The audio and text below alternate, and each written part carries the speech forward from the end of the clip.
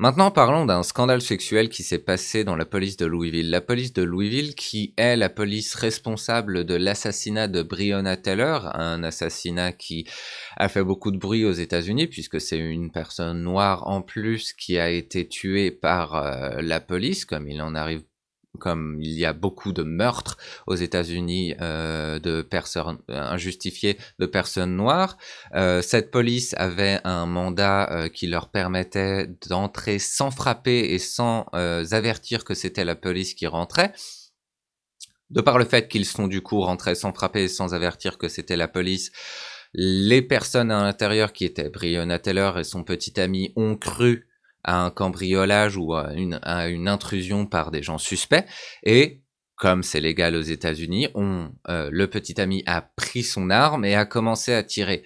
Quand il a découvert que c'était la police, il a arrêté de tirer. Malheureusement, c'était déjà trop tard. La police a commencé, elle, à tirer des dizaines et des dizaines de balles, dont plusieurs sont atterries dans le corps de Breonna Taylor, qui est mort de, je ne me rappelle plus du nombre exact, mais un truc comme 18 balles dans le corps. Cette police a été inculpée il y a quelques années,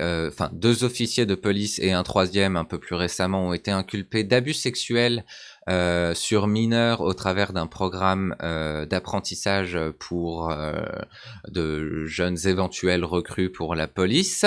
Le scandale a fait fermer le programme d'apprentissage pour les jeunes, mais ce qui plus récemment est intéressant et qui a été découvert, c'est que alors que la police et le bureau du procureur défendaient l'idée que la police en elle-même n'avait plus de documents sur les affaires en question et sur d'autres affaires éventuelles à donner à la presse, puisque apparemment ils avaient tout donné au FBI et tout effacé de leur propre serveur.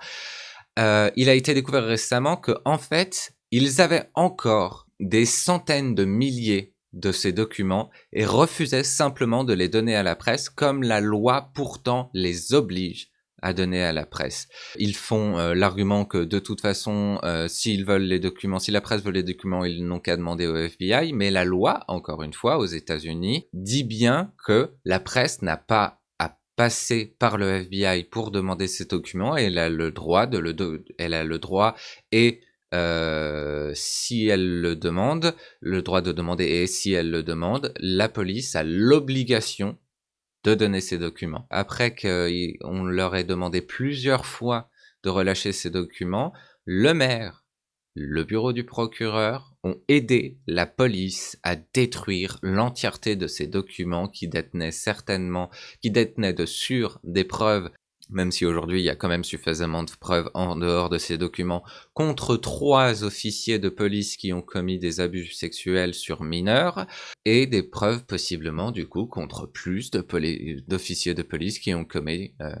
plus d'abus sexuels. Donc malheureusement, peut-être qu'on n'aura jamais plus d'informations sur les dérives de cette police. On voit que la police n'est pas simplement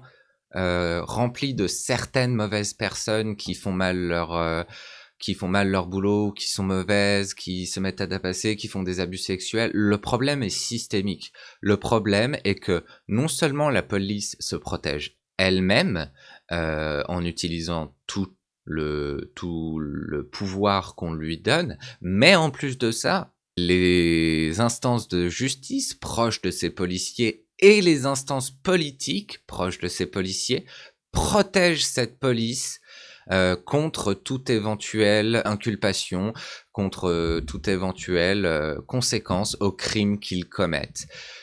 Le problème de la police, que ce soit aux États-Unis ou en France, est systémique. Il n'est pas simplement le problème de quelques officiers de police qui commettent des abus.